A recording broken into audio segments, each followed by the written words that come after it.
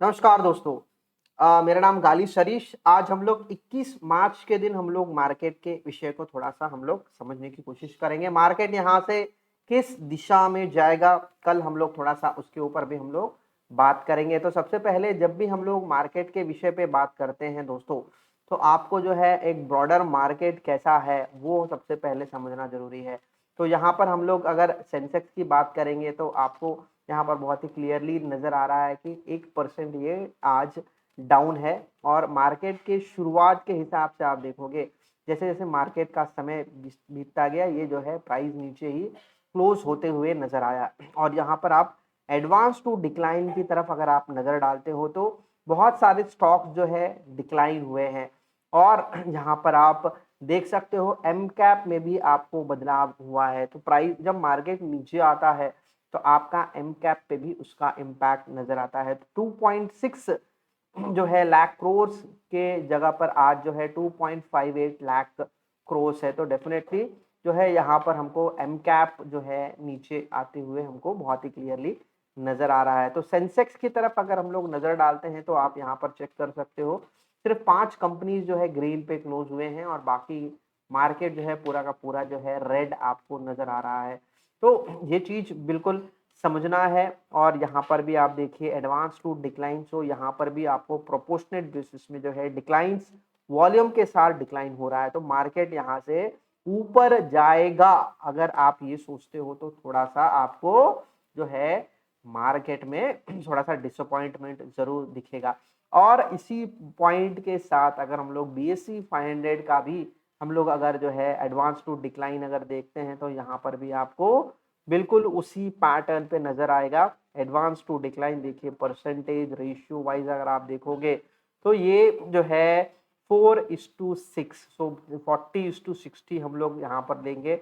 और volume wise भी करीबन कुछ उसी तरह से है। मतलब यहाँ पर मार्केट जो है जो फॉल हो रहा है, तो ओवरऑल आपको मार्केट का जो है फॉल जो है वॉल्यूम के साथ नीचे आते हुए नज़र आ रहा है। तो बीएसई 500 मतलब लार्ज, मिड कैप और स्मॉल कैप तीनों सेगमेंट जो है कवर हो जाते हैं। अब इसी पॉइंट को अगर हम लोग जो है प्राइस एक्शन के साथ अगर हम लोग देखना चाहते हैं तो कैसे दिखेगा, तो वो हम लोग पहले देखेंगे फ्रेंड्स। तो यहाँ पर निफ्टी 50 का सबसे प्राइस एक्शन को हम लोग थोड़ा-सा समझने की कोशिश करेंगे।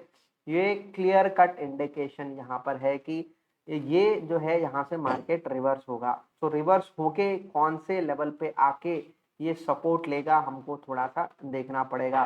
तो रिवर्सल किस पॉइंट पे हम देख रहे हैं, ये जो है येलो लाइन है ये 50 डेज़ मूविंग एवरेज है।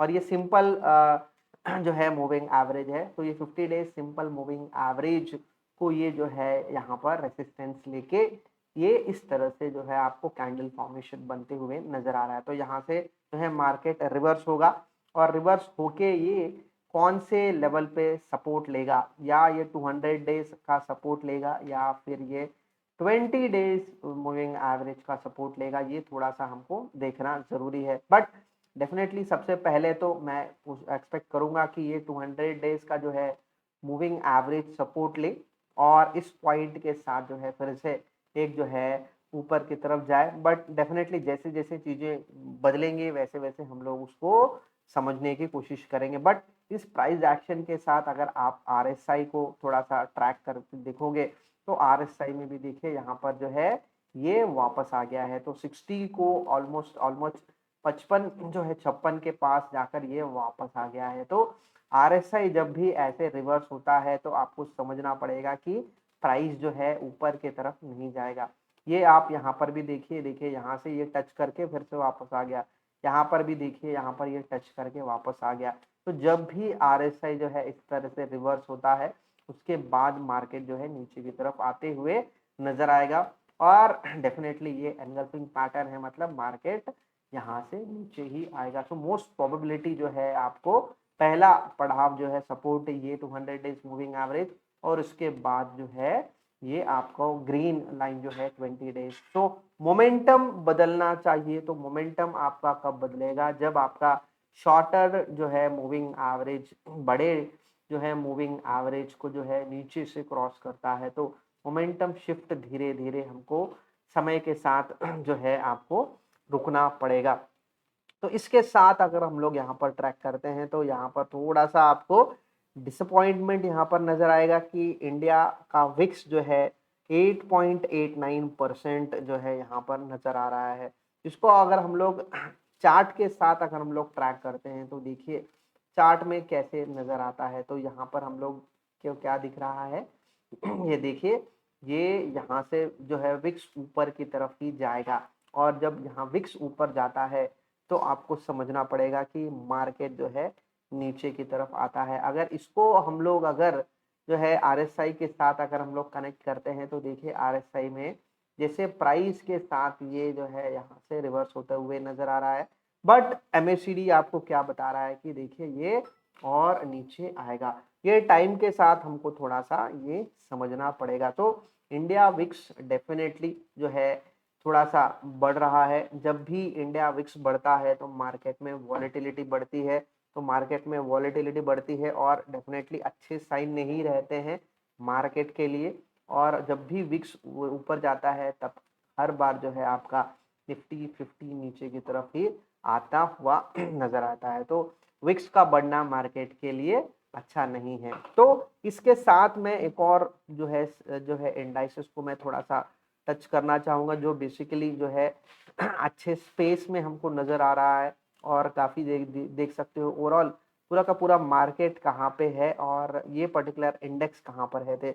तो ये सबसे बढ़िया कोई सेक्टर अभी परफॉर्म कर रहा है वो हमारा निफ्टी मेटल है। तो निफ्टी मेटल को हम लोग अगर इसका चार्ट अगर हम लोग देखते हैं तो यहाँ पर आप देखिए दो तीन चीजें यहाँ पर क्लियर है कि ये निफ्टी मेटल के जो है हाई जो है हमारे ऑल टाइम हाई की बात अगर हम लोग करते हैं तो ऑलमोस्ट उस ऑल टाइम हाई के पास ही करीब यहाँ पर हम लोग देख रहे हैं। तो 6321 और आज का जो है प्राइस मूवमेंट हम लोग जो देख रहे हैं तो करीबन जो है 6200 सॉरी 6357 है। तो ऑलमोस्ट जो है एकदम हाई जाके वापस आ गया है। बट जिस तरह का कैंडल फॉर्मेशन हम लोग यहाँ पर देख रहे हैं दोस्तों शूटिंग स्टार, तो डेफिनेटली ऐसे पैटर्न्स मार्केट को एक रिवर्सल पैटर्न माना जाता है।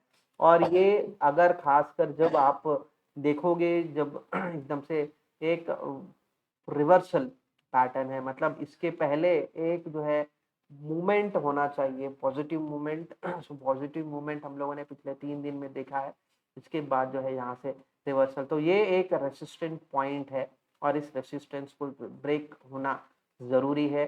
तो अगर आपका एक नया एंट्री आप वेट करते हो तो डेफिनेटली ये एंट्री पॉइंट नहीं है, आपको रुकना पड़ेगा।